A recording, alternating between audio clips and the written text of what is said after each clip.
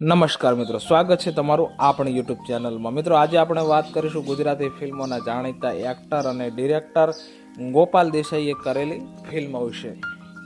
જો સૌપ્રથમ તો તમે અમારી ચેનલ પર નવા છો તો વિડીયોને લાઇક કરી, ચેનલને સબસ્ક્રાઇબ કરી, બેલ આઇકોન અવશ્ય દબાવજો।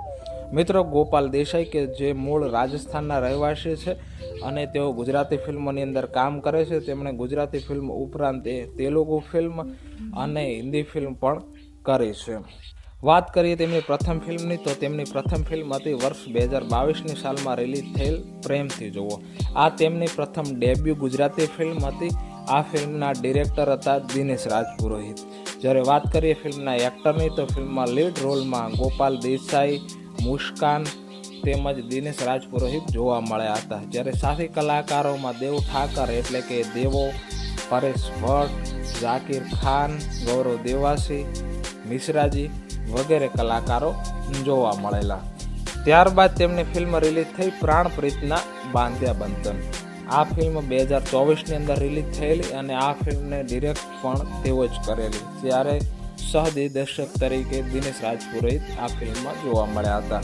વાત કરીએ ફિલ્મની તો આ ફિલ્મમાં લીડ રોલમાં ગોપાલ દેસાઈ જોવા મળેલા, જ્યારે હિરોઈન તરીકે કૃષ્ણા ઝાલા જોવા મળેલા। તેમજ બીજા એક્ટરોની વાત કરીએ તો ગુરુ પટેલ જોવા મળેલા, દેવ ઠાકર એટલે કે ગૌરવ ઠાકર જોવા મળેલા, પરેશ ભટ્ટ જોવા મળેલા, તેમજ બોલિવૂડના પ્રખ્યાત વિલન એવા શાહબાજ ખાન પણ આ ગુજરાતી ફિલ્મની અંદર જોવા મળેલા। વાત કરીએ ત્યારબાદની તો વર્ષ 2025ની દિવાળી ઉપર તેમની ગુજરાતી ફિલ્મ રિલીઝ થવા જઈ રહી છે એકલો રબારી।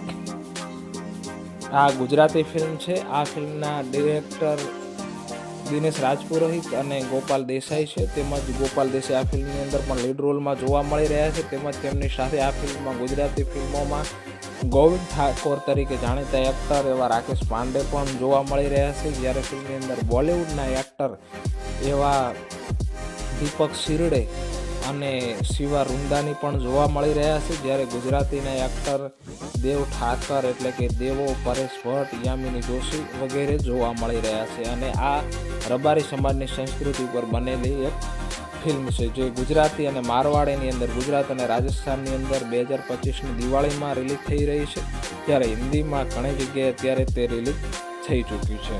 આ ઉપરાંત તેમની બીજી એક ફિલ્મ રિલીઝ થવાની છે SS રામા। આ એક તેલુગુ ફિલ્મ છે જેનું શૂટિંગ પણ આગલા વર્ષે જ પૂરું થઈ ગયું હતું અને આ ફિલ્મ SS રામા તેલુગુ તેમજ હિન્દીની અંદર પણ રિલીઝ થવાની છે।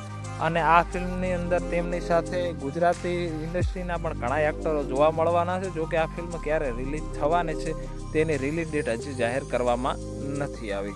તો ગોપાલ દેસાઈ એક એક્ટર, ડિરેક્ટર તેમજ પ્રોડ્યુસર પણ છે। તેમની તમામ ફિલ્મો તેમના જ પ્રોડક્શન હાઉસ નીચે એટલે કે Shri Desai film production house નીચે બનેલી છે।